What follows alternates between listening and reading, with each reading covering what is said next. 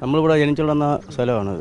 അപ്പോൾ എനിക്കിതിനിപ്പോൾ 67 വയസ്സോളമായി. ഞങ്ങൾ ഈ കുളത്തിൽ നീന്തി കുളിച്ച കുളമാണ്.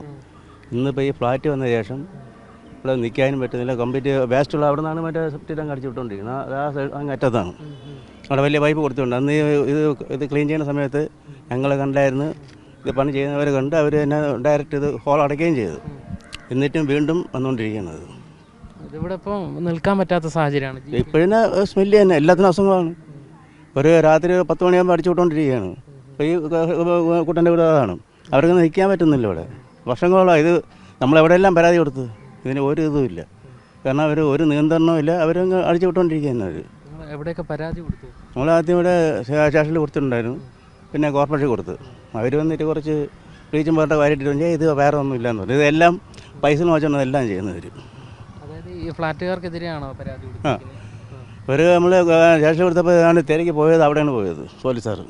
അല്ല നമ്മളെ അടുത്തല്ല വന്നത്. അത് ആദ്യം അവർ പരാതി കൊടുത്ത റസൻ സാറാണ് കൊടുത്തത്. അവരൊന്നും ഉണ്ടായിരുന്നു. വന്ന് ഇതെല്ലാം കണ്ട് ഇതിൻ്റെ എഞ്ചിനീയറിനെ ഇതിൻ്റെ ഫോട്ടോയിലെടുത്ത് അവർ കൊടുക്കുകയും ചെയ്തു. പേപ്പറുമെല്ലാം അത് വെച്ചാണ് അവർ കൊടുത്തത്. കൊടുത്തവൾ ഒരു നടപടി ഇതുവരെ ഒരു നടപടിയില്ല. ഇപ്പോൾ വർഷങ്ങളായി. എത്ര വർഷമായി ഇതിപ്പോഴ് ഫ്ലാറ്റ് വന്നിട്ട് കുറേ കാലമായി. കുറേ കാലം വർഷങ്ങളോളമായി. അവർ ഈ ഫ്ലാറ്റ് ചെയ്തതേ കുളം കണ്ടുകൊണ്ടാണ്. ഞങ്ങളെല്ലാം ഈ കുളത്തിൽ നീന്തി കുളിച്ച കുളം. ഞങ്ങളിവിടെ ജനിച്ചു കൊള്ളുന്നതാണ്. ഇവിടെ നീന്തി കുളിച്ച കുളമാണത്. വർഷങ്ങളായിട്ടുള്ള കുളമാണ് ഇപ്പോൾ ഇങ്ങനെയായി മാറിയത്. ഇപ്പം തന്നെ 40 ലക്ഷം തുടങ്ങി ഇവിടെ കെട്ടിയിട്ട്. എന്തോന്ന് കെട്ടിയിട്ടത്? ഇവർ ഈ തീട്ടം വിടാൻ വേണ്ടിയാണ്. MLA ഫണ്ട് ചെയ്ത ഇതാണ്. തീട്ടം വിടാൻ വേണ്ടിയല്ലേ കെട്ടിയിട്ടത്? അല്ല ജനങ്ങൾക്ക് വേണ്ടിയാണ്. ചെളി ഇഞ്ഞും വയറാൻ കിടക്കുന്നത്. ഇവിടെ നാറ്റം കൊണ്ട് ദുർഗന്ധം കിടക്കുന്നുണ്ടില്ലേ? എല്ലാം തീട്ടത്തിൻ്റെതാണ്. തീട്ടമാണ് ഇത് വന്നുകൊണ്ടിരിക്കുന്നത്.